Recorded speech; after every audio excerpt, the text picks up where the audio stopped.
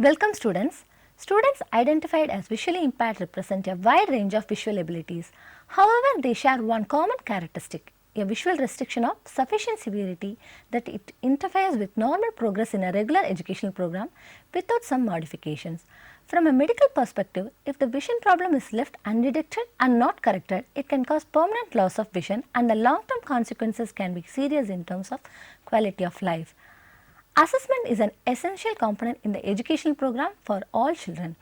In this unit, let us see about the interpretation and integration of information gathered from clinical assessment, which is a key factor in comprehensive assessment of visually impaired children so as to make informed decisions about their individual educational program. Interpretation of clinical assessment of vision. Vision is the process of receiving stimuli transmitted to the eye and then to the brain and translating those stimuli into the images. Because vision plays such an important role in a child's early development, identification of vision impairment in young children is especially important. There are several basic aspects of vision such as form perception, color perception and motor perception. Vision impairment is loss of some aspect of vision and can occur as the result of a problem at any point along the visual pathway. Some vision impairments may be easily corrected with glasses, surgery or other medical interventions. Other vision impairments may not be correctable. Now we will see about assessment of visual acuity. The first part of the eye exam is an assessment of acuity. This can be done with either a standard Snellen hanging wall chart read with the patient standing at a distance of 20 feet or a specially designed pocket card held at 14 inches. Each eye is tested independently, that is, one is covered while the other is used to read. The patient should be allowed to wear glasses and the results are referred to as best corrected vision. One need not assess the ability to read every line on the chart. One can rapidly skip down to the smaller characters. The numbers at the end of the line provide an indication of the patient's acuity compared with normal subjects. The larger the denominator, the worse is the acuity. When describing vision, most people tend to think of good, that is normal vision, as the ability to see clearly at all distances without glasses. This is commonly referred to as 20 by 20 vision. The expression 20 by 20 is a description of visual acuity based on how clearly images such as letters, numbers or pictures are seen on a standardized eye chart that is referred to as an optotype. The first standardized eye chart designed to measure visual acuity was introduced by Herbert Snellen in 1862. Although the Snellen eye chart was introduced well over 100 years ago, it is still the most common way to measure and report visual acuity. The expression 20 by 20 refers to a person's visual acuity using the Snellen eye chart. This is the eye chart that is commonly used for obtaining a general measure how well someone is able to discriminate visual images at different distances. The Snellen visual acuity rating is written as a fraction. The numerator, that is the number in the top, is the testing distance, usually 20 feet or 6 meters, but sometimes less for small children, that is 10 feet or 3 meters. The denominator bottom number is the distance at which a person with normal visual acuity would be able to read the letter. For example, a person with 20 by 20 vision sees at 20 feet what a person with normal visual acuity sees at 20 feet. A person with 20 by 30 vision can see clearly from 20 feet what a person with normal visual acuity is able to see at 30 feet. A person with 20 by 200 vision can see clearly at 20 feet what a person with normal visual acuity is able to see at 200 feet. If the patient is unable to read at any of these lines, it is indicative of a big problem. A gross estimate of what they are capable of seeing should be determined. The first assessment of visual acuity is distance visual acuity. Equipments needed for this assessment are multi-letter Snellen or E-chart, plain occluder, card or tissue, pinhole occluder, torch or flashlight, patient's documentation. We will see about the procedure. Ensure a good natural light or illumination on the chart. It is important to ensure that the person has the best possible chance of seeing and reading the test chart as treatment decisions are made based on the results of visual acuity testing. If the test is done outdoors, the chart should be in bright light and the patient in the shade. with enough light to illuminate the patient's face during the test. Explain the procedure to the patient. Tell patients that it is not test that they have to pass, but a test to help us know how their eyes are working. Tell them not to guess if they cannot see. Ensure that any equipment that the patient touches is clean and is cleaned between patients. Infections can be passed between patients if equipment or the tester's hands are not clean. Position the patient sitting or standing at a distance of 6 meters from the chart. The patient can hold one end of cord or rope of 6 meters long to ensure that the distance is maintained. Test the eyes one at a time, at first without any spectacles. Visual acuity should be measured from a standard distance using a standard chart with a white background. Ask the patient to cover one eye with a plain occluder, cord or tissue. They should not press on the eye. This is not good for an eye that has undergone surgery. It can also make any subsequent intraocular pressure reading inaccurate and it will distort vision when the occluded eye is tested. Ask the patient to read from the top of the chart and from left to right. If the patient cannot read the letters due to language difficulties, use an E-chart. The patient is asked to point in the direction of the legs of the E are facing. The smallest line read is expressed as a fraction. Example 6 by 18. The upper number refers to the distance the chart is from the patient, that is 6 meters, and the lower number usually written next to the line on the chart is the distance in meters at which a normal eye is able to read that line of the chart. Incomplete lines can be added to the last complete line.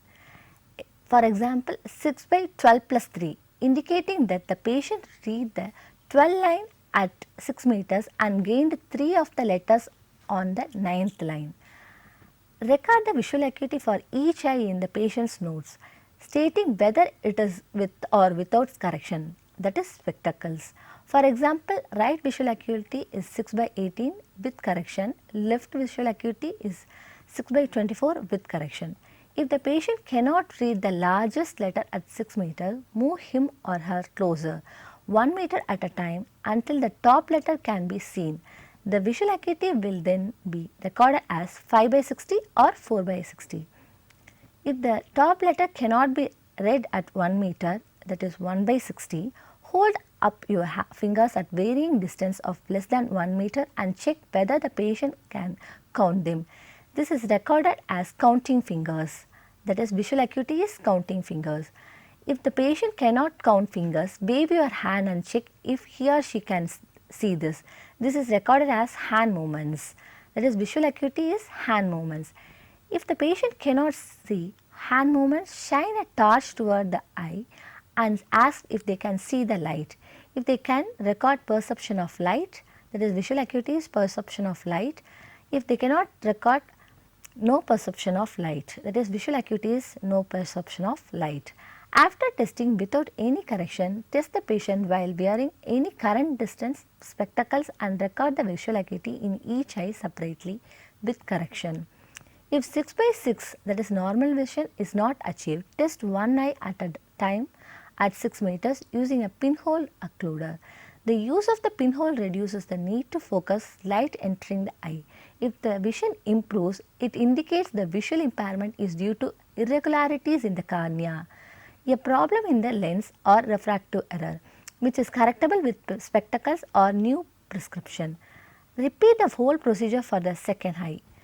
Summarize the visual acuity of both eyes in the patient's notes. For example, that is right visual acuity is 6 by 18 without specs, 6 by 6 with pinhole, and left visual acuity is no perception of light. Now we will see about the interpretation of clinical report in the board. Can see the 18 line at 6 meters or better, that is mentioned as good vision, that is 6 by 6 to 6 by 18 is good or normal vision. If the patient can see 24 line at 6 meters at best and the 60 line at 3 meters at worst, the vision is mentioned as poor vision, that is 6 by 24 to 3 by 60 is poor vision. If the patient cannot see the 60 line at 3 meters but can see a torchlight, the person is mentioned as blind. 2 by 60 to perception of light is blind person. Then the person cannot see light, the person is mentioned as blind to light, that is no perception of light. Now let us move on to the second test of visual acuity, that is near vision acuity. There are three principal measures of near visual acuity. First one is unaided near visual acuity or near vision. Second is habitual near visual acuity with the patient's own spectacles and optimal near visual acuity with the best refractive correction. Habitual and optimal near visual acuity are routine measurements in presbyopes and all patients with complaints of near vision problems. Measuring unaided near visual acuity is optional and should be measured with presbyopic patients who do not wear spectacles for all or certain near viewing tasks, or if it is required for a report. A reading distance should always accompany a near visual acuity, as N8 at 40 cm is a totally different near visual acuity to N8 at 10 cm. Now we will see about the procedure to test near visual acuity. Sit in front and one side of the patient in order to monitor facial expressions and reactions. Measurements should be made in similar lighting conditions to those the patient uses at home. Ask if the patient uses an angle poise or gooseneck light at home, and if they do, use additional light for your near vision acuity measurements. Instruct the patient to place the near vision card at their normal near working distance. Measure and record this distance. Measure the near visual acuity of the poorer eye first, if a poorer eye is known from previous records or from the case history. Otherwise, measure the right eye first. Use an occluder or patient's palm of their hand to cover the other eye.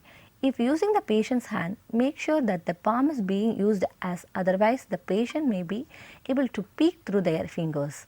Explain to the patient what measurement you are about to take. This may be simple. Now we shall find out what you can see at close distances. Instruct the patient to read the smallest paragraph they can. Unless the patient can see the smallest print, push them to determine whether they can see anymore. Prompts such as try and make out some of the words in the smaller paragraph may be useful. Some patients are more cautious than others and only indicate those letters that they can see easily and clearly. Unless you push patients to guess, you could therefore obtain different near visual acuity results depending on how cautious your patient is. Repeat measurements for the left eye and binocularly.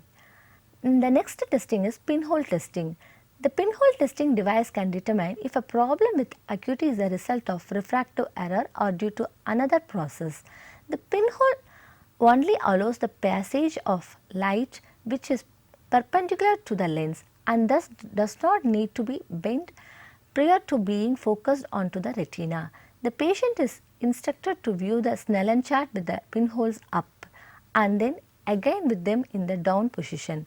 If the deficit corrects with the pinholes in place, the acuity issue is related to the refractive problems.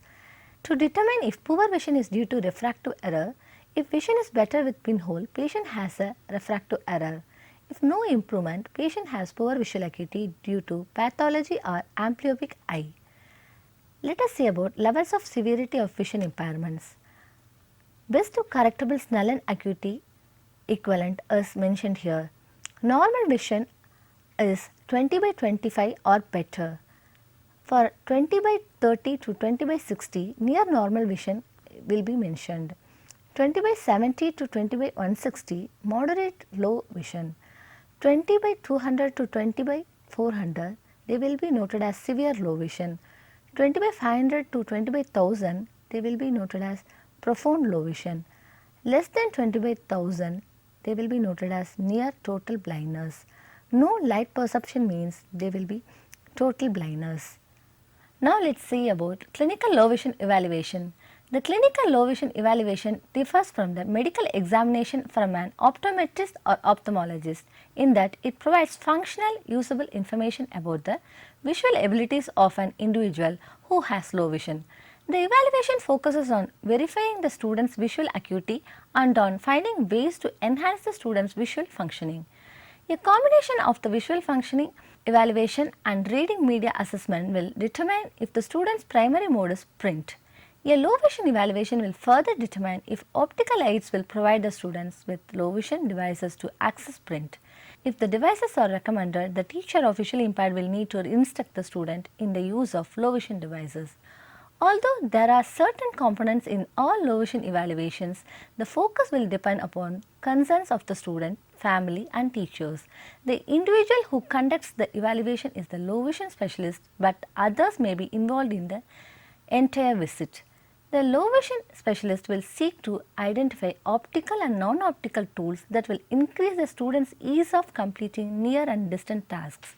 The evaluation can provide information that is critical to the kind of educational programming that is needed by students who have low vision.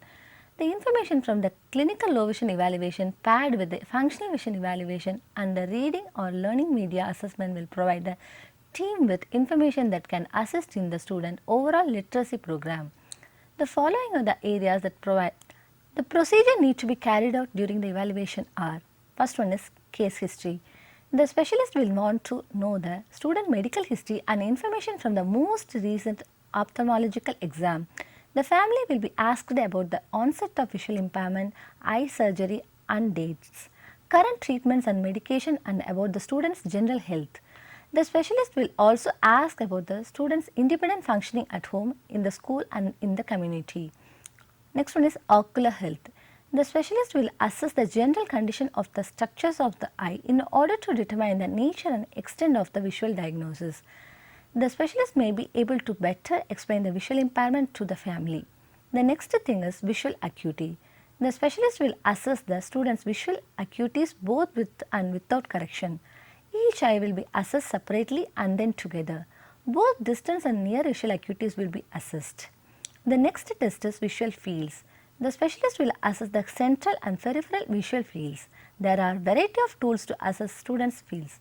These tests can also be used to assist in diagnosing the disease process in some visual impairments. The next test is color vision. The student's color vision will be assessed. This will provide useful information regarding the student's contrast abilities. Refraction and conventional lenses are also to be tested. The specialist will test for refraction to determine if correction can be further corrected. Contact lenses may be recommended as they can sometimes improve acuities of some students with irregular cornea surfaces or with high refractive errors. The next assessment is binocular vision and oculomotor skills. The specialist can determine the potential for sustaining binocularity. The results will have an impact on the prescription of low vision device and training. Fixation, scanning and tracking may also be assessed as well as their head position and visual motor abilities. The next assessment is contrast sensitivity, light sensitivity and illumination needs. Assessment of contrast sensitivity will provide information on the degree of loss of the ability to detect materials when they are presented on low contrasting backgrounds. If the student performs poorly, more attention will be given to issues of lighting, contrast and glare. The next one is low vision devices. The specialist will select possible low vision devices for a student based on the goals of the student along with the acuity outcomes. The specialist may prescribe devices for near, intermediate and distance activities. Recommendations. At the completion of the visit, recommendations for low vision devices are typically made.